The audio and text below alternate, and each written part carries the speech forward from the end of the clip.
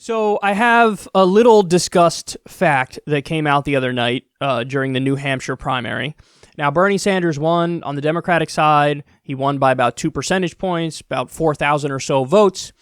And turnout was up. Turnout was up over 2016. It was, about what it was, or it just eclipsed in terms of raw numbers. It eclipsed 2008 levels. But there was a Republican primary, too. Now, granted, the people running against Trump are absurd. You have Joe Walsh, who's basically, he was just like Trump. He was just another loudmouth. And now he's positioning himself as like, oh, I'm the anti-Trump loudmouth who's also a Republican. And he wants, his version of loudmouth silliness to be the future of the Republican Party. You're too late, bro. It's over. Trump's got an iron grip on that party. They love him more than they love any of the other characters, including yourself. But also there was Bill Weld. Now, Bill Weld is, of course, most famously known for standing next to me at a Politicon meet and greet where he had one or two people on his line, and I had about 1,000. Okay, I'm joking. He's not most known for that, but that's how I most know him, because I'm the guy who was whispering on camera this guy's running for president. Nobody's here. So Trump does not exactly have the strongest opponents here, but take a look at what happened in this election. He had a record-breaking turnout. He had 118,774 people come out to vote for him in New Hampshire on an off year. Now compare that to Obama, Bush, Clinton, and Reagan. Look at that. 49,000, 53,000, 76,000, 65,000. Look at that. So Trump absolutely obliterated previous numbers for an incumbent president on an off year. Now, I'm sure corporate Democrats and the media will try to brush this off, but let's be serious, man. That is nothing to scoff at. And you are out of your mind if you think that this doesn't show strength. It does. It just does. So Trump has been doing a lot right in terms of campaigning. He just has.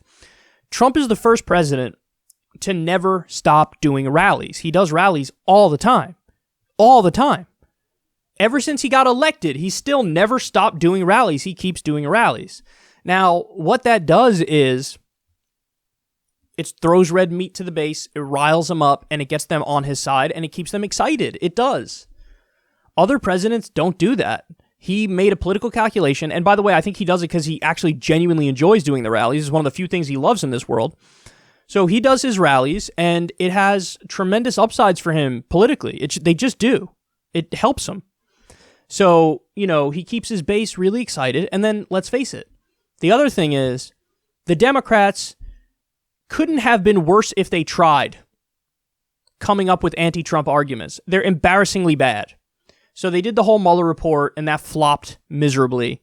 Then they did impeachment. That flopped even worse. And every step of the way here, they actually had the opposite of the intended effect. They thought we'll do this and it'll take down Trump, or it'll at least get the voters to our side and realize how terrible he is.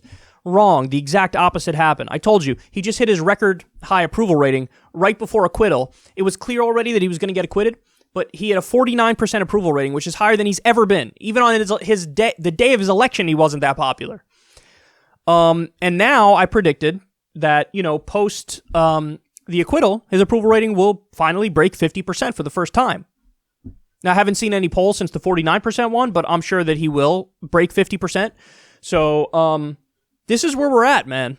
And the Democrats have made it so it's going to be difficult no matter who the nominee is. Even if it's Bernie, we have a race on our hands now, guys. I used to say all the time, if it's Bernie versus Trump, I'm not even entertaining the idea that Trump beats Bernie. Now that's not the case. Now, even if it's Bernie, we have a race on our hands. It's not a layup election. It's a difficult election. So the Democrats have botched this 1,000 ways. They've made Trump stronger. They just have. And we're going to have to be very clever, very crafty, very intelligent moving forward in running against him. And here's what I can almost guarantee you. I think if it's Trump versus any other candidate but Bernie, as of right now, the race is 80% likelihood Trump gets reelected. If it's Biden somehow by a miracle, or Bloomberg, or frickin', Klobuchar, or Mayor Pete, or Warren, if it's any of them, 80% chance Trump gets reelected. And forget it. Let's say Bernie wins and gets more votes, but then they try to take it from him on the second ballot. Layup election for Trump. So this is the place we're in right now. And corporate media is not going to be honest with you because they hate Trump and they just project that on everybody. So we're in a pickle, and we better be intelligent with getting out of it.